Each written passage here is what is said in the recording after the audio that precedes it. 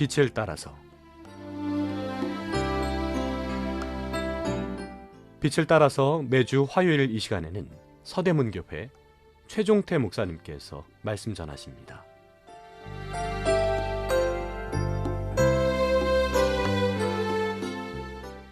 애청자 여러분, 안녕하십니까? 우리는 지금 연대기 성경 읽기란 큰 제목을 가지고 계속 상고해 나가고 있습니다. 성경의 흐름을 따라 이번 시간부터는 출애굽 시대가 시작되는데 그 첫 번째로 애굽에서 가나안까지 여정에 대해 살펴보겠습니다. 출애굽기 19장 1절입니다.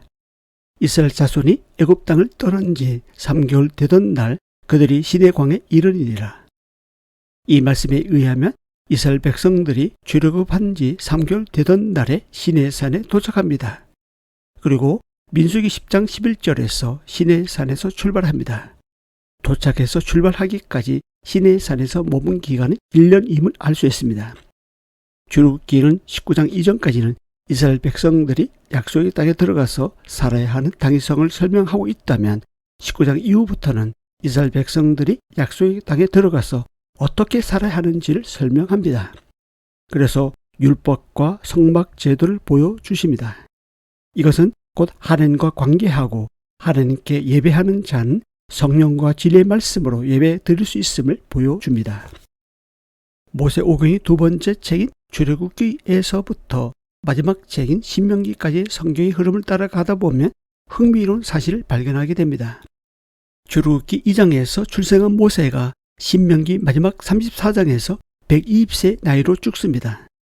그렇다면 출애굽기에서 신명기까지에는 모세가 태어나서 죽을 때까지의 기간과 같은 120년의 시간이 흘러가고 있음을 알 수 있습니다.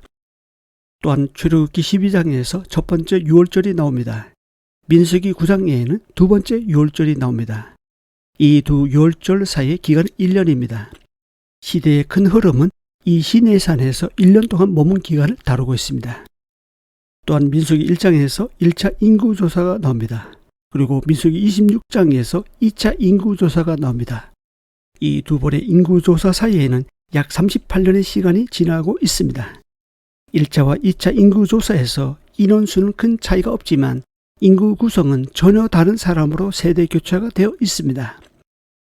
민수기 20장에 보면 이스라엘 백성들이 다시금 가데스 반에 도착합니다. 그런데 이들은 민수기 13장에서 가데스에 도착한 출애굽 1세대들이 아닙니다.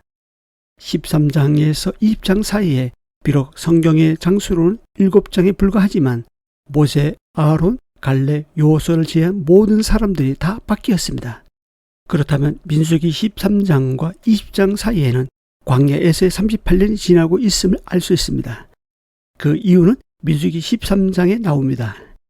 민수기 13장에서 가데스 바네에 도착한 출애굽 1세대들은 12명의 전탐꾼들을 보내 40일간 가나안 땅을 정탐합니다. 갈렙과 여호수아를 제외한 10명의 전탐꾼들은 부정적인 보고를 하고 백성들을 원망합니다. 하나님은 이스라엘 백성들을 불신과 원망의 대가로 하루를 1년으로 환산하여 40년간 광야에서 방황하게 합니다. 그래서 20세 이상은 광야에서 다 죽습니다. 이스라엘은 당시 애굽 사람들처럼 40년을 한 세대로 보았는데 40년간 광야에서 방황하면서 죽었다는 것은 그 기간 동안 가나안 땅에 들어갈 세대로 완전히 교체되었음을 보여줍니다. 특이한 점은 민수기 15장에서 19장까지 몇 가지 보충적인 규례와 사건만 나올 뿐 광야에서의 방황한 38년간에 대해서는 아무런 언급이 없다는 것입니다. 38년간 한 곳에 정착했는지 돌아다녔는지 어떻게 광야에서 보냈는지 알 길이 없습니다. 시내산에서 머문 1년의 기간에 대해서는 출애굽기 19장에서 민수기 10장까지 무려 56장에 걸쳐 기록되었지만 반면 광야에서 머문 38년의 기록은 단지 7장에 불과합니다. 그것마저도 이스라엘 백성의 행적은 그 어디에서도 찾을 수 없습니다. 이것은 무엇을 말해줍니까? 하나님과 관계하지 않는 시간은 하나님이 셈하시지 않는다는 것입니다. 단 하루를 살더라도 하나님과 관계한 시간들이 가치가 있고 의미 있게 남습니다. 그래서 얼마나 오랫동안 사느냐보다는 단 하루를 살더라도 어떻게 사느냐가 더 중요합니다. 그리스도인들은 소망이 이 땅에 있지 않고 하늘나라에 있다는 사실을 알고 먼저 그의 나라와 그 의를 구해야 하겠습니다. 민수기 입장에 보면 아론이 호르산에서 123세의 나이로 죽습니다. 민수기 33장 38절에 보면 그때가 출애굽한 지 40년째 5월 1일이라고 나옵니다. 그리고 신명기 34장에 보면 모세가 120세 나이로 죽습니다. 그렇다면 민수기 2장과 신명기 34장 사이는 1년의 기간을 기록하고 있습니다. 왜냐하면 모세와 아론의 나이 차이는 출애굽기 7장 7절에 의하면 3살인데 이 둘은 같은 해에 죽었기 때문입니다.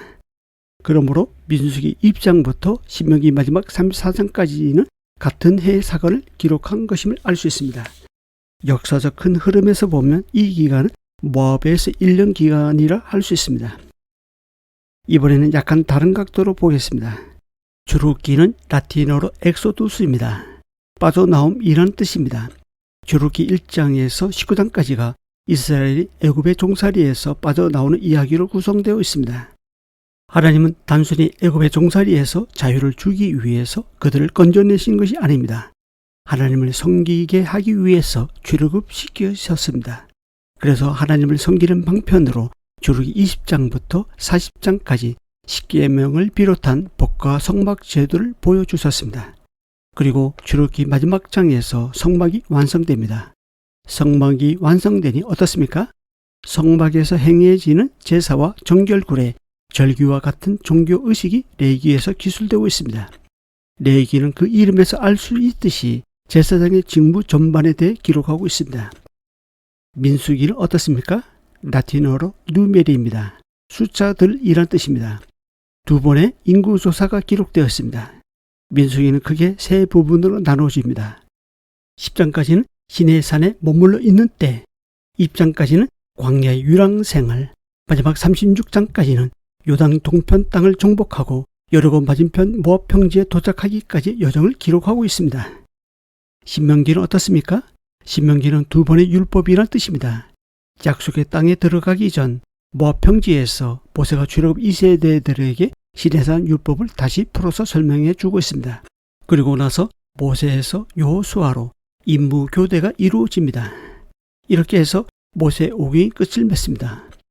어떻습니까? 성경의 흐름이 잡히지 않나요? 이 방송을 듣고 계신 애청자 여러분, 이처럼 성경을 읽을 때 마치 숲을 먼저 보고 나무를 살펴보는 것처럼 전체적인 맥락을 먼저 파악한 후 읽으면 내용의 흐름을 더 잘 이해할 수 있습니다. 이러한 점에서 연대기 성경 읽기는 나침판과 같은 역할을 합니다. 어렵게만 느껴졌던 성경이 연대의 순으로 읽으면 자신도 모르게 읽혀지는 것을 경험합니다. 이렇게 성경을 읽으면 재미가 있고 성경이 송이 꿀보다 더 달도다라는 시편 기자의 고백이 곧 나의 고백이 될 것입니다. 남은 한 해 그리고 남은 여생 동안 성경을 많이 읽어서 하나님과 사귐을 나누고 영생의 삶을 누리는 저와 여러분이 될 수 있기를 바랍니다. 다음 시간에 이어서 말씀드리겠습니다. 감사합니다. 빛을 따라서 지금까지 서대문교회 최종태 목사님께서 말씀 전하셨습니다. 오늘 말씀 들으시고 신앙생활에 도움받기 원하시는 분들 지역번호 02-3141-5853 3141국에 5853번 서대문교회로 전화하시기 바랍니다.